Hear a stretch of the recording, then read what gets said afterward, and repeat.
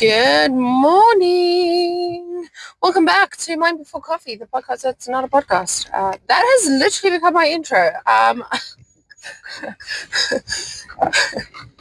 Welcome back. We are back on the road again, jumping in on another topic for today that I decided to talk about before I had my first morning coffee. And it's getting more and more apparent like this, not because of the podcast, but purely because of the ideology that I really need to stop drinking coffee first thing in the morning for, healing, hormones, all the stuff that I talk about. So having a cup of coffee first thing in the morning has been kind of a ritual for me up until, recently when I realized that I really need to get back to healing and doing the things that I know I'm supposed to do, doing the things that I tell my clients to do and take my own advice, right? So a coffee first in the morning has become a lot less frequent. Let me put it to you that way. It's become a lot less frequent, which is great because naturally that has started to change the way I feel and the way I operate in the morning. So yeah, that's a good thing. On top of that, you guys get a true Mind Before Coffee, which I honestly don't know what part of my brain thought that this was a good idea, but we're here now. We're like 6 episodes in. Like, am I going to stop? Probably not. Probably not. Just from the sheer concept that I'm like, well, I've started it now. Like, I don't know. Some of you might relate to me when I say, oh, when you started something, you get so far into it, like the concept of not doing it anymore just seems like a waste. Like then you would have wasted all of this energy and time that you spent into creating this thing that you thought was a crazy idea. You see rambles, you're starting to understand what Mind Before Coffee actually is all about, is ADHD brain, uncaffeinated, first thing in the morning. Welcome. So today I wanted to jump into a topic that is forefront on the press this week. That's not forefront on the press. On the press of Kayla's newspaper. I've been dropping, or I will be dropping. It's Tuesday, so half the content's out. The other half is still to come. Very much all about biohacking for women, biohacking in the space for women as well. So we're going to be dropping quite a few bits and bobs on that, which is very exciting. For me, it's very exciting. I love talking about biohacking. And I also don't think it's spoken about enough, right? We live in a world where without being that person who is like, oh, it's all about men, right? Like there is space for men. There is definitely a space for men. There are good men out there, and we need to cherish and respect them. And there is a good side, right? There is a good side. Not all sharks eat surfers. We'll just leave that conversation there, okay? And unfortunately, though, the biohacking space has very much been geared towards men. And I definitely don't think on purpose, right?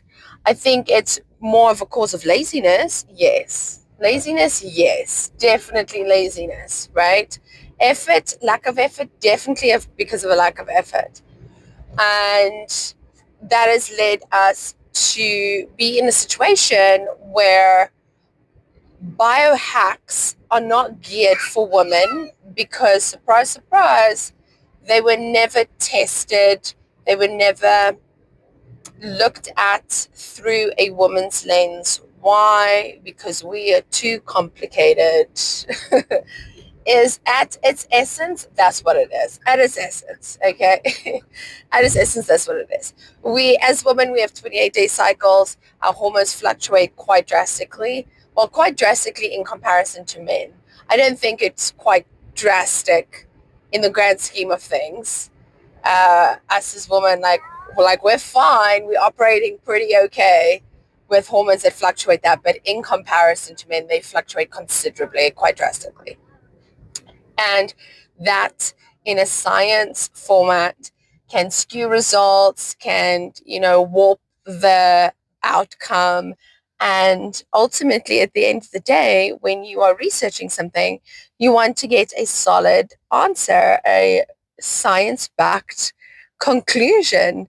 And unfortunately, there are too many variables in women when it comes to doing this kind of research.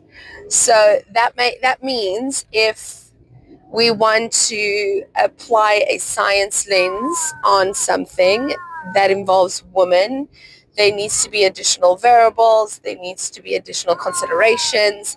There's a lot more that goes into it. And that is why I say it comes down to laziness and lack of effort. If you want to be a lazy scientist, go just study men.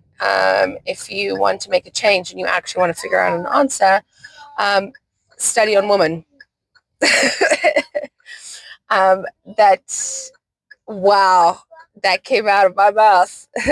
So we'll see what the people say about that one. We'll see what the scientists say about that one. I'm not hating scientists, hey. No, not at all. But yeah, some of you all could be lazy. My boy, what have you got to say this morning? Yes, something's on the roof. We're gonna make a science experiment on it. She's looking at me like, why are you getting involved in my conversation? I'm hosting my own podcast here. You hosting your podcast. Having a full-blown conversation back there.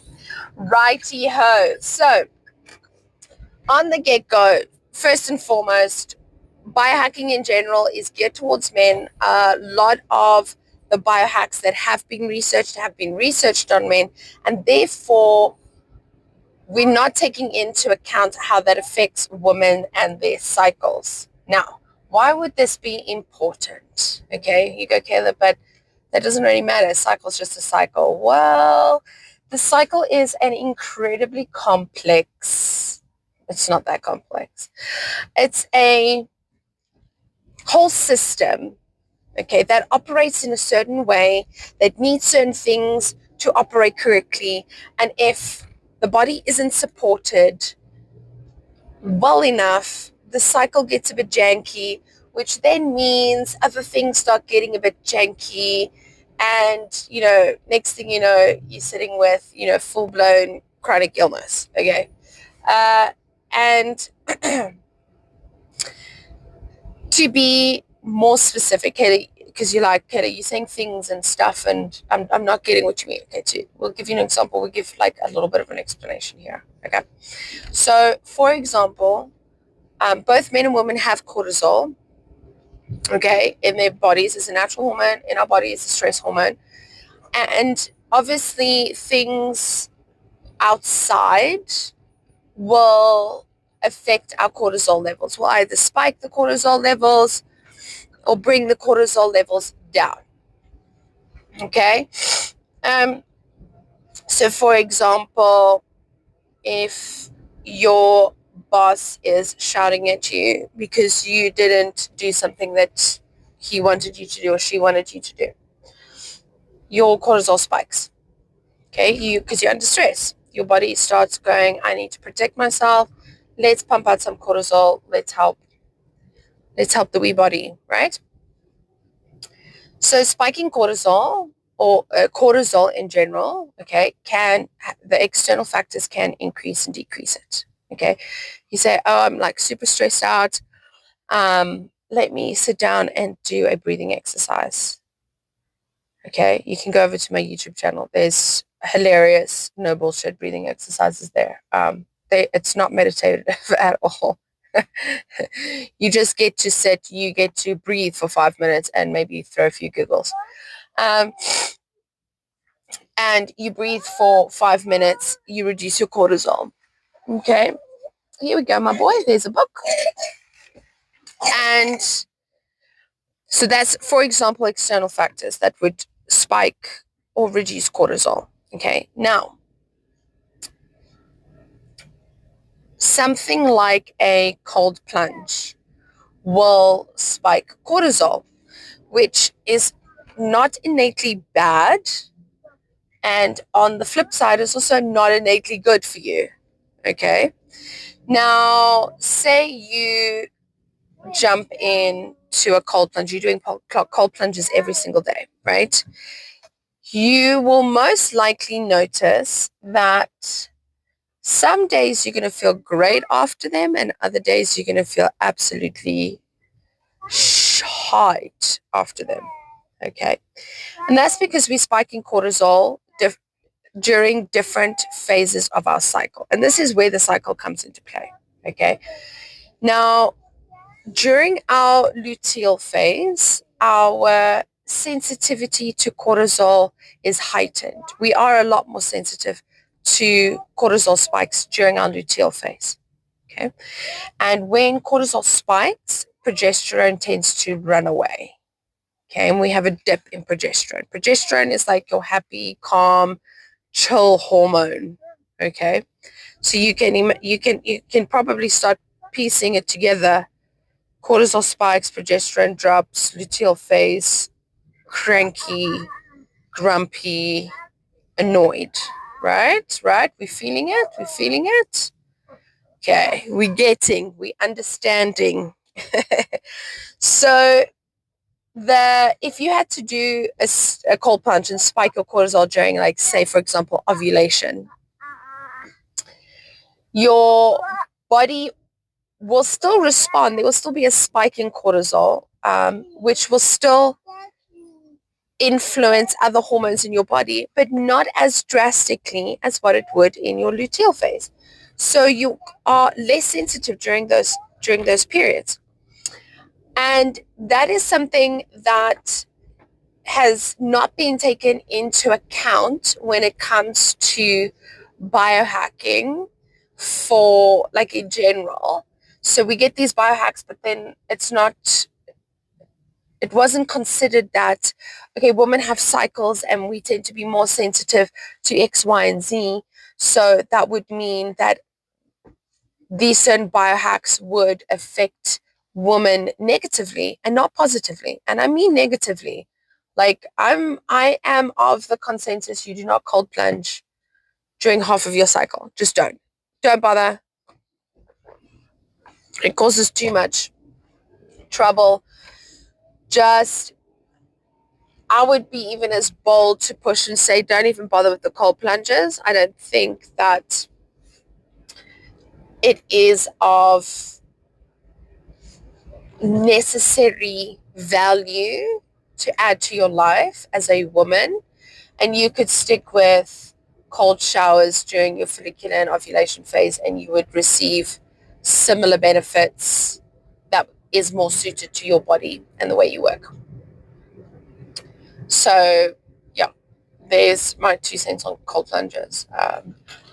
Would I still like to give cold plunges a go? For sure, definitely. I would definitely give cold plunges a go. I would definitely wouldn't mind experiencing or dabbling into adding it into some sort of regime. For example, ovulation phase is usually when you would push for your bests. You want to reach, your personal best on certain things. So you pump it hard. Like, you tend to work out a little bit harder during the ovulation phase.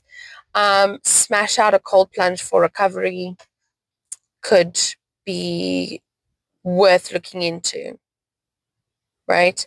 But there would need to be a necessity for it, and they would need to be at the right time, right? And oftentimes the cycle plays a huge role in most everything when it comes to women, because it's such an intricate system, and it plays a massive role, and influencing in many other things as well.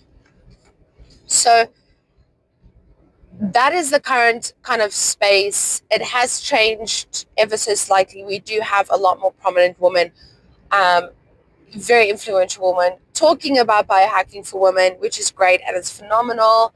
And women are starting to pick up on the whole cycle syncing concept, but it needs to be spoken about more. There needs to be more effort into talking about it, so that hopefully one day that there's more effort into going into the research behind any sort of thing that's got to do with health and wellness. We just need to be, the cycle needs to be considered. That's actually all that really needs to, that would be a massive step forward. And if we can get there, we're in a good space, basically. Okay. Now, with that all said, I thought, let me drop some cheap, easy biohacks that you could implement today. Very easy and cheap to implement today. And that is also woman friendly. Okay. Number one, you're going to laugh at this, cycle syncing. Okay. I harp on about cycle syncing a lot. Honestly, I'm sounding like a parrot to myself. And cycle syncing is a really, really great, easy, free biohack you can implement literally today, and that will change your, I don't want to say change your life. That's very dramatic. Okay. It will make a huge impact in your life. Okay. Cycle syncing includes tracking your cycle, knowing where you are in your cycle, and then adapting your food, fitness, and lifestyle to your cycle. Okay. You could probably actually do a lot more. You could sync a lot more to your cycle probably. But food, fitness, and lifestyle is probably the first three main easy things that you could do for your cycle. Now, if you want to know more about what to eat and what fitness to do for each cycle, you can go find me on Instagram or TikTok at kayla.koi, KHOOI. You can go to my link in my bio and you will find a free beginner's guide to cycle syncing. Goes over the basics. It's a beautiful introduction. You can jump in there. You can go, okay, I've got a better idea. I've got 5 foods I know that I can eat during my ovulation phase. Let's double down on those 5 foods, for example. Okay. And then it also goes over some symptoms, period symptoms as well. Things, symptoms that you might be experiencing and what they could indicate. Also goes over the color of your period blood and what that might be indicating. So lots of good stuff in there. A really easy, great way to start without me talking for another 10 minutes over here and, make your ears bleed from here. Then number 2, I have to pull this literally out of my head. Number 2, I would say seed cycling. Okay. The most underrated, easiest, simple biohack that you can implement today that will help support cycle syncing.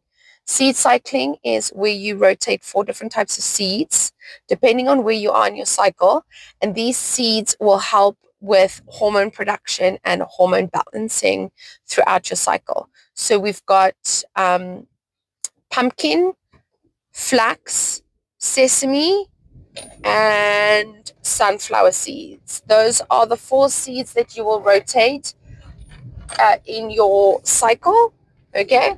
Again, if you are wanting a little bit more of a deep dive on which seeds to take when, how to take your seeds, all that good stuff, like for example, flax seeds in the ground, head over to my Instagram or my TikTok. I've got videos over there that will go over seed cycling for you. And again, then I don't have to waste another 4 minutes of your life here explaining that. Okay. Then another biohack for women. Number 3, cold showers instead of cold plunges. Okay, we already touched on this a little bit here. So cold showers instead of cold plunges. That doesn't spike the cortisol as much. Again, I would avoid cold showers during your luteal menstrual phase, just because those phases don't want cold. They want warmth. They even want your body even wants warm foods. So we stick to cold showers during follicular and ovulation phase. You can do this every morning or every time you shower if you want to.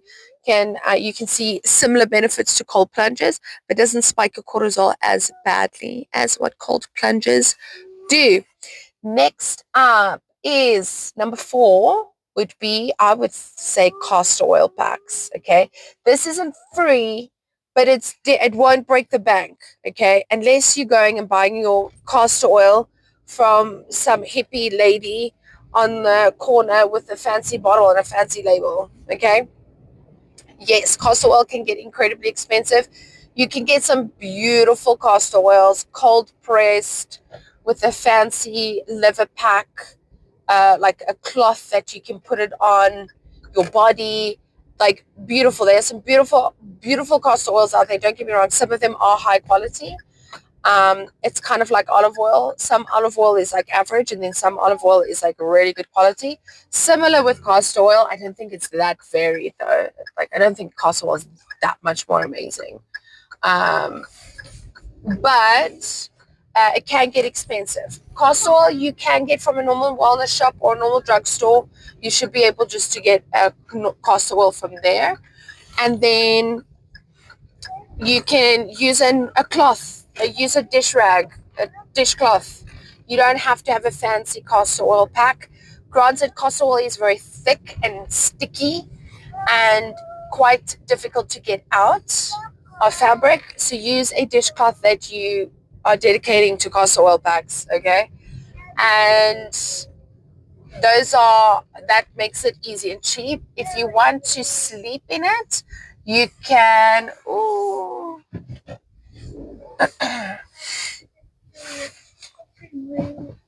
if you want to sleep in it, you can just wrap your dish rag on with cling film. If you don't mind sleeping in cling film, you can also do, you can just put a tight t-shirt over the dish rag to hold the dish rag in place. So that is also another option. Then number 5, because I've reached my destination, so technically this podcast needs to finish now. Number 5, I would say, okay. This would be a toss-up between red light therapy or magnesium. One of the two. Okay, so toss-up between red light therapy and... sorry, guys. Red light therapy. Listen, you guys are getting the full-on voice note experience today. Okay, this is literally how my voice notes sound most of the time. Okay, so toss up between the two. I think I'm going to stick with magnesium. Not that I think that it's like a full-on biohack, but I will die on the hill of magnesium. So I'm a big believer of magnesium. I put every single client I see, I put on a magnesium. I do tend to look for a powder form magnesium, mainly because I can get a higher dosage and it's more bioavailable. So I do tend to see a lot better results and a lot quicker results with a magnesium in that form versus tablets. Tablets are just not...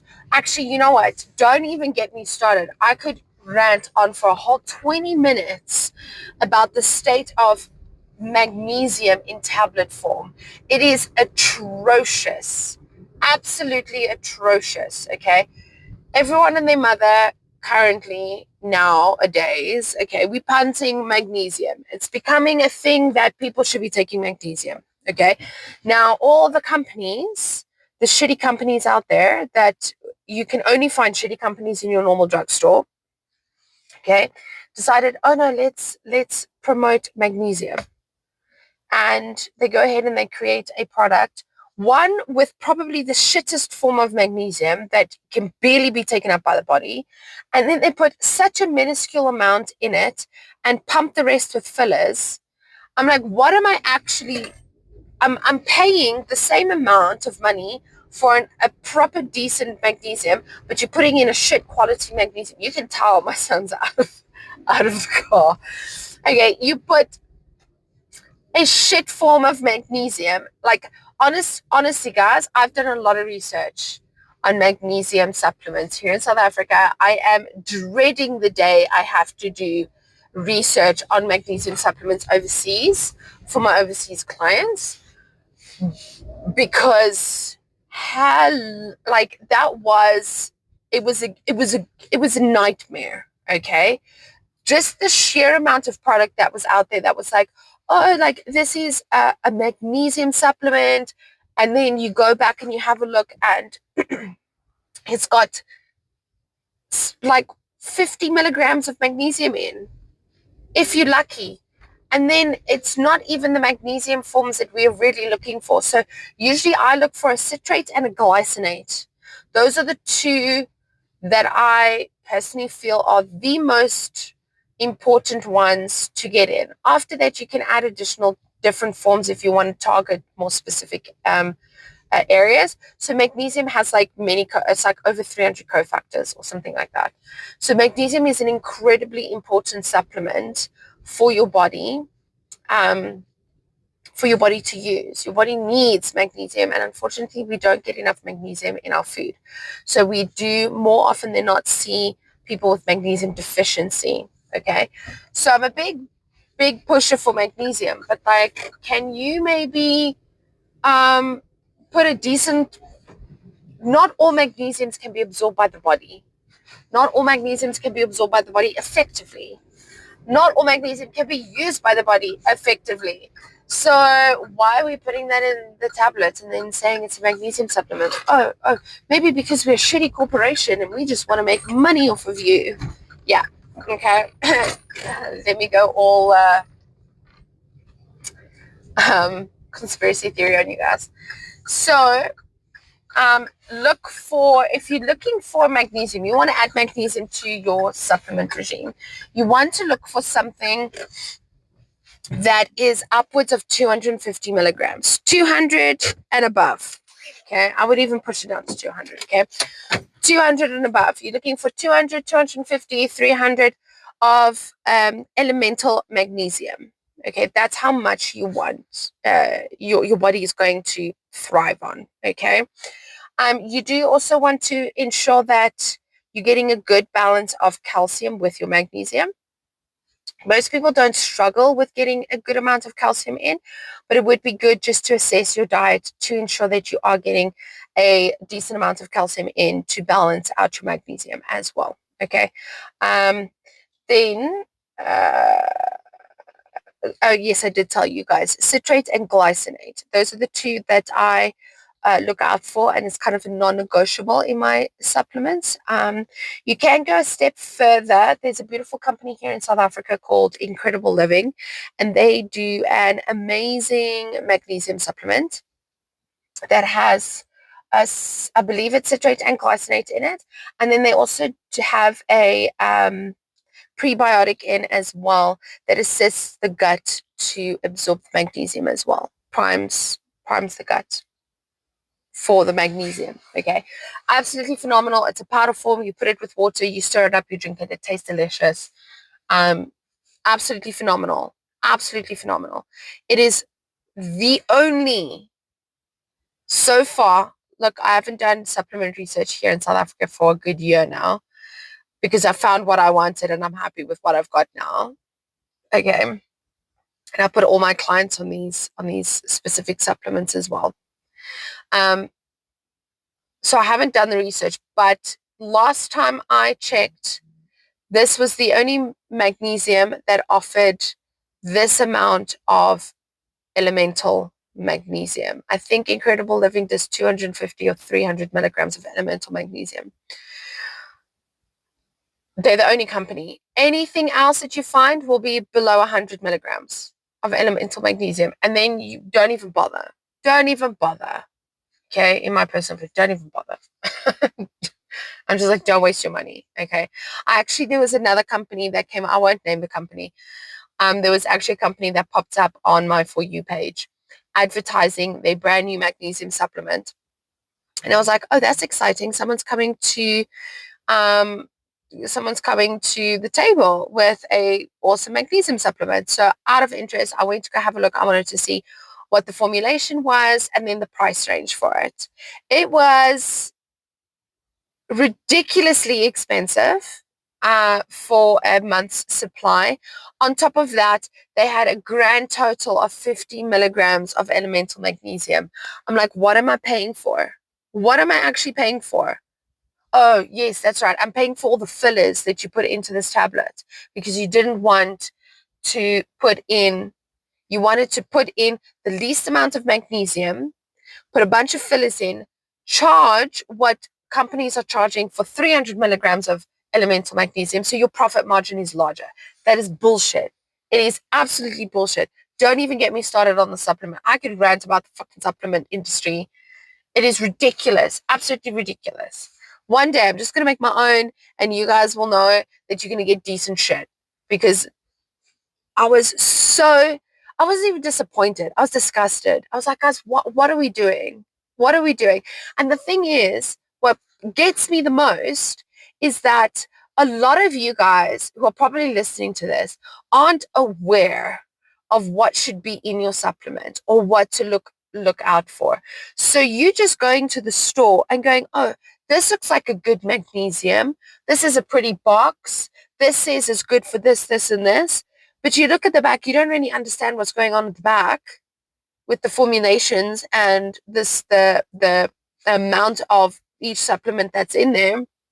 So you buy whatever you feel is like, and it can be incredibly daunting because the amount of magnesium supplements that are out there is absolutely ridiculous. They're all shite, by the way. And you have a look, you just buy whatever you feel most drawn to. You start taking it, you don't really feel a difference. Then you go, oh, well, I tried taking magnesium. It didn't really do anything. And then I get on clients who are like, yeah, but I've been on a magnesium supplement. It's not really doing anything. And I'm like, what supplement have you been taking? Okay, you can't tell me magnesium doesn't work if you've been taking 50 milligrams of like the shittest form of magnesium, paying through your asshole for it. Like, no, no, no, no, no, no, no. Girl, let me just save you for a hot minute, okay? I'll put you on all the good shit. I'll put you on the good shit. But yes, that ended up being a rant about magnesium when it was actually supposed to be the fifth biohack that I wanted to just drop in here, okay?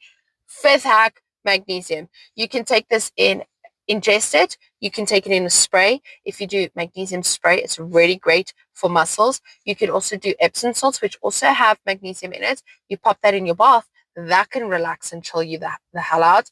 It also helps with detoxifying. How else can you take magnesium? There's probably like 7 other different ways you can take magnesium. Those are like the 3 I love. So yes, with that said, I think I'm just going to end it here. This is half an hour. You guys have listened to me enough. I'm going to poop myself out with the amount I'm talking. Okay. Have an awesome week, guys. And I will catch up with you guys. I'll catch up with you guys on Friday.